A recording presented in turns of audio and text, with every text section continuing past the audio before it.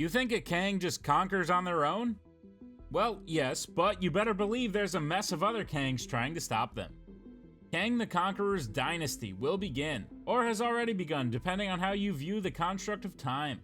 The MCU may not know it yet, but they are prepping for battle against one of the most imposing villains they may ever come across. But which one am I exactly talking about? A time-traveling multidimensional villain like Nathaniel Richards has an untold number of variants, all of whom would like to battle each other for the right to be the sole Conqueror. Which of these characters are the strongest, and which could we see in the MCU? Let's find out right now. Welcome, Strongest Avenger. What? Kang Prime is a survivor, existing for centuries and conquering his way through all of them, greatly deserving his nickname. Kang has enhanced strength, electricity manipulation, and the power to crack his knuckles and summon any weapon from anywhere in the space-time continuum. His suit is extremely durable and self-sustaining, and for a long time, allowed him to transfer his consciousness into a new body at the time of his death. This main version of Nathaniel Richards spent much of his time fighting other Kangs who would seek to supplant him. He used his incredible genius to form the Council of Kangs, made of 2 other variants of himself. Together, the 3 of them disintegrated countless other variants. Eventually, Kang Prime knew he would have to destroy his 2 counterparts as well. He constructed robotic versions of many powerful Kang variants, which the Council had already destroyed, and became the only Kang left standing. With now an army of robotic versions of one of the strongest Marvel villains ever to exist, Kang the Conqueror used superior mind power and knowledge of time to become the most powerful Conqueror to exist in any time, dimension, or reality. It's extremely likely that this version of Kang will be the main villain everyone is talking about, and the focus of the fight for the future Avengers. Lord Immortus is also a likely candidate to show up in the MCU, and just so happens to be one of the most powerful Kang variants. He time and time again sent various powerful villains from different timelines like Ultron and Onslaught to slay the Avengers. He resides in his castle in a dimension called Limbo, which he of course conquered. He created powerful guards like Tempest and gained control over the monster Alioth, using it to destroy his enemies. He employed classic Kang techniques like mind manipulation on Avengers like Iron Man to tear the Avengers apart time and time again. Lord Immortus appeared in the Kang Wars as one of Kang's most powerful variants, and helped disintegrate members of the Avengers from all time periods. Immortus has sometimes been an ally to the Avengers, but only to stop alternate versions of Kang the Conqueror in his quest to be the strongest of them all. Several dimensions have been introduced recently in the MCU, such as the Dark Dimension, the Noor Dimension, and even Ta Lo. Who's to say Limbo and its leader aren't the next ones to show up? The Scarlet Centurion is a very powerful and intimidating version of Kang the Conqueror, and another example of a villain who would not be revealed to be a Kang variant until much further beyond his initial appearance. While he is an intimidating physical presence, the Scarlet Centurion is also an excellent example of Kang's strategic ability. He conquered the modern age, using the Avengers as his pawns. Characters like Thor and Captain America even saw him as a benevolent ruler, seeking his advice when it came to conflict. This is how the Centurion was able to pit his Avengers against past versions of themselves. He used his Ultra Diode Ray to control their minds, but ultimately the Scarlet Centurion was deemed a failure and returned to his Rama Tut alter ego. That is of course until several divergent Centurions were created, which had immense power and successfully conquered their universes. These variants of Kang the Conqueror proved to be some of the strongest versions to exist. The Scarlet Centurion would be an excellent member of Kang's dynasty, and a possible variant to be encountered by Ant-Man, the Marvels, or any hero really who appears in the coming MCU phases. One of Marvel's most notorious villains, and the leader of his own country, not to mention the fact that he may be the secret villain of Marvel phases 4 through 6, could just turn out to be a Kang variant all along. That's right, in another universe somewhere, the role usually filled by Victor Von Doom as Dr. Doom was actually filled by Nathaniel Richards, a variant of Kang the Conqueror. For a long time, Nathaniel Richards was believed to be a descendant of Mr. Fantastic Reed Richards. However, there is some evidence that may point to his lineage being linked to that of Victor Von Doom. Kang was a huge admirer of the Latvarian leader, meeting him at several points in time. There is one alternate version of Kang the Conqueror, however, who actually became Dr. Doom. This variant was one of the absolute strongest, as he possessed all powers of Kang and fused with the armor and intelligence of Dr. Doom.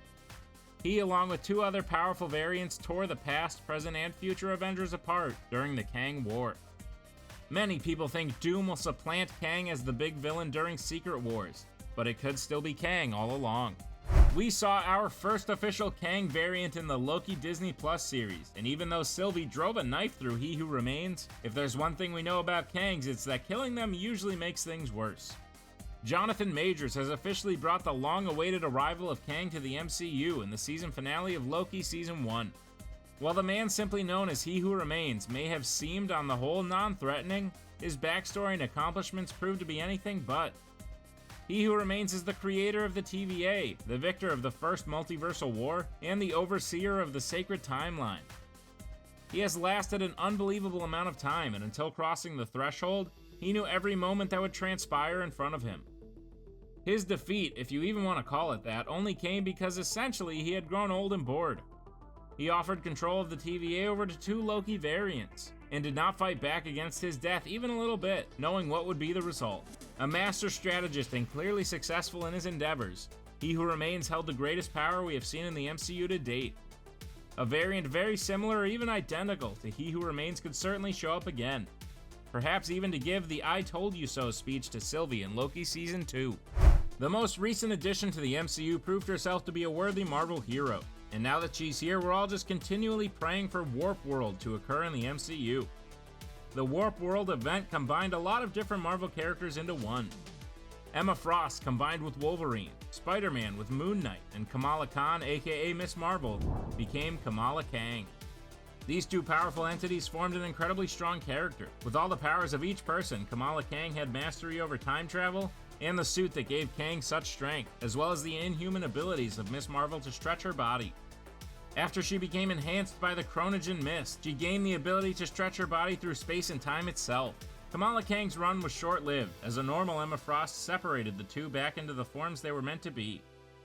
Imagine the dilemma the heroes of the MCU will face when they have to fight the villain they most fear, combined with the newest and nicest hero. Oh god, I'm so sorry. Not every variant of Kang is evil. There's bound to be some good ones among the infinite variants of the next Avengers level threat. In his own time, a future version of himself saved young Nathaniel Richards from his school bully. He then was showed his entire future, and unlike many other variants, he rejected it. He escaped to the past, seeking the Avengers to help him stop his future self. Returning to a time where the Avengers were destroyed, young Nathaniel broke into Stark Industries and found a fail-safe program from Vision that would form the Young Avengers. Patriot, Hulkling, and Wiccan were called upon due to their connections to other Avengers. Nathaniel re-engineered his 40th century armor to become the final member, Iron Lad. Iron Lad's armor is incredibly powerful, maintaining the original's ability to time travel and neurokinetic link with his body. He also developed many powers of Iron Man like concussive blast and flight. Finally, he uploaded the artificial intelligence Vision into his suit, making him an unbelievably strong young Avenger, who for once was on the side of good. With several members of the Young Avengers showing up in recent MCU properties, a variant of the soon-to-be-feared villain would be the perfect foil to make an appearance. Look, we all saw Doctor Strange and America Chavez take a tumble through that animated world, telling us that every single animated Marvel property over the years are absolute fair game when it comes to who in the multiverse could be pulled into the MCU. I think the 90s are the new 60s, because boy, that was a wild time. In 1999, we got an animated series adaptation of the comic The Avengers, United They Stand. I could go on and on about the heaping pile of garbage that was this series, but let's just say it wasn't received overly well. However, this oddball series did give us a look at a unique take on Kang the Conqueror, and an exceptionally powerful one. This Kang appeared to the Avengers seeking to conquer, only he did not appear like the Kang we are used to. Instead, this version is almost entirely robotic. He looks very much like a 90s robot with specific touches that make him easily recognizable as the Conqueror we know and hate.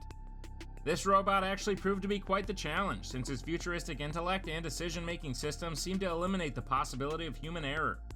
At the end of the day, he was extremely powerful, but this series was terrible, and therefore this Kang sucks. Due to a time stream glitch, Kang the Conqueror was split into multiple versions of himself. One version to emerge was a man by the name of Mr. Gryphon. He became trapped in the 21st century, losing his ability to time travel due to a firewall in time. Instead of waiting, Mr. Gryphon decided to do what Kangs do and conquer the time he found himself in. He amassed an incredible amount of power by becoming the CEO of Kang Enterprises. Most of Gryphon's power stems from his ability to gather strong resources, like his acquisition of Stark Tower and all the weaponry within, and his recruitment of supervillains of the time to do his bidding. He could definitely show up as a business rival to the future Reed Richards, Norman Osborn, or even Pepper Potts in the MCU. One of the first variants of Kang to appear in comics, though we would not find out he was a variant until much later, was Rama Tut, the ancient Egyptian ruler from the future. One of his first ventures in time travel, Nathaniel Richards traveled to ancient Egypt, and his futuristic technology made the ancient Egyptians crown him pharaoh and regard him as a deity almost instantly. The Fantastic Four ventured to this time, as there was no record of it in Egyptian history, only to encounter the ruthless leader Rama Tut, Lord of the Seven Suns. Rama Tut wields an ultra-diode ray, invented in the year 3000, and he successfully uses it to drain the Fantastic Four of their powers.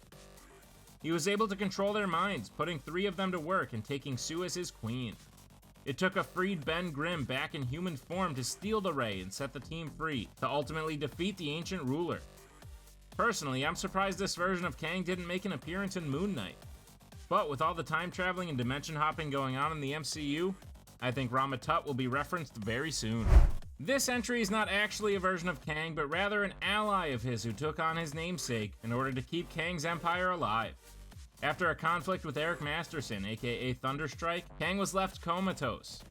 In order to maintain the illusion, Kang's longtime ally and love interest, Ravonna Renslayer, took over the moniker, calling herself the Terminatrix.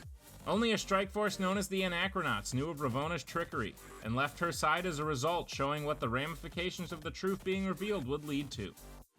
Terminatrix sought desperately to reawaken Kang, but there were others who sought to stop her. A being called Revelation brought forth Avengers such as Thunderstrike, US Agent, and War Machine to stop Terminatrix. It is here where Ravonna showed her power and knowledge. She fought the trio, displaying duplication and force field capabilities. In the ultimate brilliant move, Ravonna brought forth Iron Man, Captain America, and Thor out of time to fight for her side, proving herself an incredible strategist.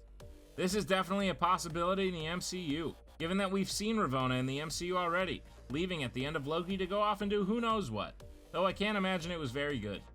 Terminatrix could already be the assistant to the regional manager at the new TVA. Every now and then, Kang has to try and blend in. Just about any moment in time would notice a purple and green robed man with a futuristic helmet, and point him out as a man hell-bent on conquering.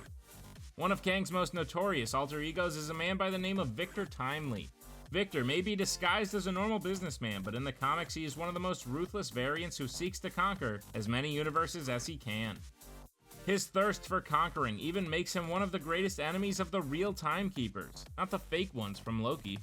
This version of Kang the Conqueror certainly has an edge above others, given that he does not quite appear as intimidating as some other variants, but he still has the capacity for conquering. He lacks some of the weapons and history of others, but you can definitely expect to see a business rival named Victor Timely in the MCU, who turns out to be just another version of the next big multi-phase villain. Kang is talented in many facets, though you will rarely find a variant like Iron Lad, using those talents for good. One of Kang's variants clearly spent his life becoming savvy in the world of business. This version of Kang owned a company called Kang Co., which essentially was bought from the boys of the Marvel Universe. Kang Co. owned all the rights to heroes and their likeness and used them for profit. He made films and merchandise that turned a pretty penny, making Kang the Conglomerator one of the most powerful men in his universe.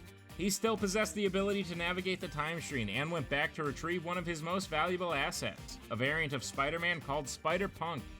This mission failed, but back in his time he has the kind of power characters like Norman Osborn and Victor Von Doom usually possess, and that power is money. Kang the Conglomerator would be an interesting variant to appear, especially with the rise in popularity of the boys. For all we know, Stan Edgar is just another variant of the Master of Time. One of the youngest versions of Kang who really made a name for himself goes by the alias Kid Immortus. Taking after the older version of himself, Lord Immortus, this version of Kang is more neutral than he is a straight-up villain. He has a certain mastery over futuristic technology, but not quite as much experience as other variants of Nathaniel Richards. This version actually started out as Iron Lad, until the death of his teammate Stature, which drove him away from heroism and back into the time stream. He adopted the new moniker of Kid Immortus and sought to fulfill his own wants and desires instead of fighting for good. Kid Immortus is a darker version of the young Nathaniel Richards who became a hero, so he could be a good match for the Young Avengers in a future MCU film.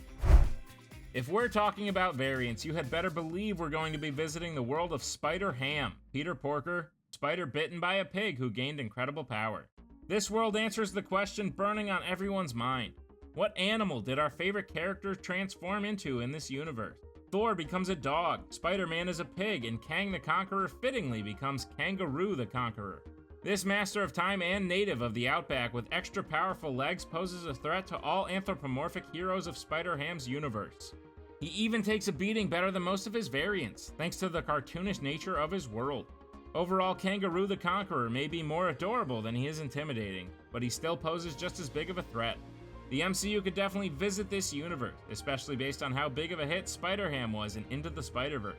If this happens, I can't wait to see the three-eyed Stephen Strange react to the realization of having to fight a kangaroo. Kang the Conqueror will definitely reshape the MCU, and it's more likely that it will take more than one variant of the Marvel villain to form his own dynasty. Which variant of Kang the Conqueror do you hope to see in the MCU?